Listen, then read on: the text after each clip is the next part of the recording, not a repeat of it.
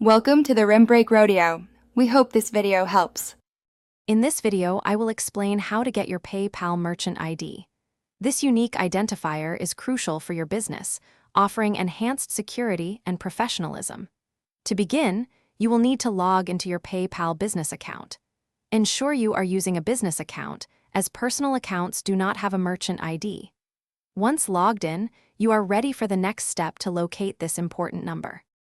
Now that you are logged into your PayPal business account, look towards the upper right-hand side of your screen. You should see a small gear icon. This icon is your gateway to your account settings. Click on it, and a drop-down menu will appear.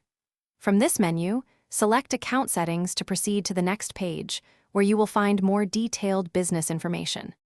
Once you are on the Account Settings page, direct your attention to the left-hand side menu. You will see a section labeled Business Profile. Click on this option.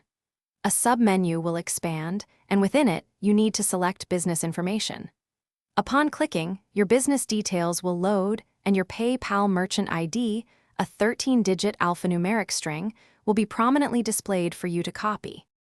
Your PayPal Merchant ID is more than just a number. It is a vital tool for your business.